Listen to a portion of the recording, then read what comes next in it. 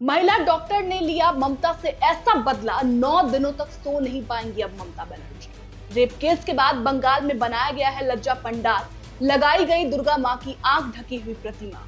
क्या है पूरी खबर और कैसे ममता दीदी की नींद उड़ने वाली है, आपको इस रिपोर्ट के जरिए समझाते हैं। नमस्ते, मेरा नाम श्रुति है और अपना उत्तर प्रदेश न्यूज के डिजिटल प्लेटफॉर्म पर आपका स्वागत है। पश्चिम बंगाल के कोलकाता में ट्रेनी डॉक्टर के रेप मर्डर थीम पर कई दुर्गा पूजा पंडाल बने हैं। इनमें लज्जा थीम पर बनी एक प्रतिमा ने सबसे ज्यादा अपनी ओर ध्यान खींचा है और ये मूर्ति ये है। इसमें मां दुर्गा ने अपना चेहरा अपने हाथों से ढक रखा है। कोलकाता में लज्जा थीम पर बनी प्रतिमा को रेप मर्डर की घटना से शर्मिंदा होते हुए दिखाया गया है। दुर्गा की प्रतिमा के नीचे विक्टिम को दर्शाते हुए एक युवती की मूर्ति रखी है। देवी के ठीक बगल में डॉक्टर का एप्रन लटका हुआ है। पारंपरिक रूप से देवी दुर्गा अपने 10 हाथों में शस्त्र रखती है, जो उनके बुरे ताकतों से लड़ने का प्रतीक होता है। लेकिन इस प्रतिमा में देवी के सभी हाथ खाली हैं। देवी की प्रतिमा के बगल में उनकी सवारी शेर भी है और वो भी सिर झुकाकर विक्टिम को देख रहा है। आयोजकों का कहना है कि पंडाल में इस मूर्ति की पूजा नहीं की जाएगी। पूजा करने के लिए एक अलग पारंपरिक मूर्ति रखी गई है। ये पंडाल न्याय की मांग करते हुए महिलाओं के खिलाफ हिंसा के प्रति जागरूकता बढ़ाने का संदेश दे रहा है पूरे समाज में। फिलहाल पंडाल चर्चा का विषय बना हुआ है, जिस पर हर कोई अपनी अलग अलग प्रतिक्रियाएं दे रहा है। लज्जा, जिसका अर्थ है शर्म, महिलाओं की सुरक्षा, लिंग आधारित हिंसा और ऐसे जघन्य अपराधों का सामना करने वाली महिलाएं, जिसे जागरूक करने के लिए यह पंडाल डिजाइन किया गया है। जहां कुछ लोगों ने इस थीम को सामाजिक मुद्दों से जोड़ने की बात कही, तो कुछ ऐसे भी लोग हैं जो इस तरह के संवेदनशील विषय को अपनी भव्यता और उत्सव के लिए और साथ ही त्योहार के साथ जोड़ने पर असहजता व्यक्त कर रहे हैं। कह रहे हैं कि हिंदुओं की भावनाओं को इससे ठेस पहुंच रहा है। जागरूक करने के लिए पंडाल का सहारा लेना सही नहीं है। ये मूर्ति अस्पताल में हुई भयावह घटना से मिलती है, उस भयावह घटना को दर्शाती है जहां एक ट्रेनी डॉक्टर के साथ क्रूरतापूर्वक बलात्कार किया गया और उसकी बाद में हत्या कर दी गई।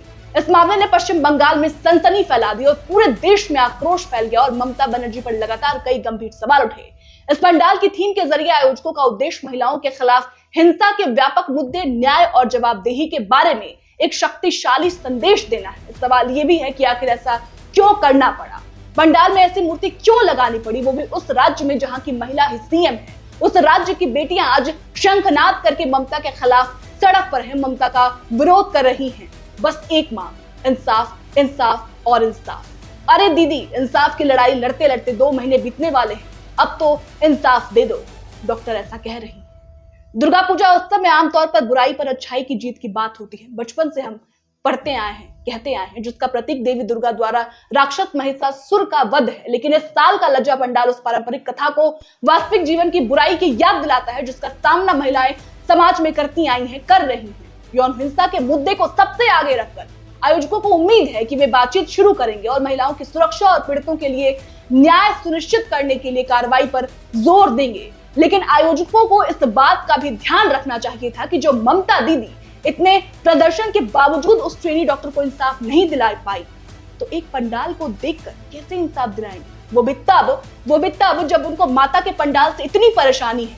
कितना भी जोर दे दिया जाए, लेकिन ममता बनर्जी टस से मस नहीं होंगी, जैसे अब तक के हालात देखकर लग रहे हैं।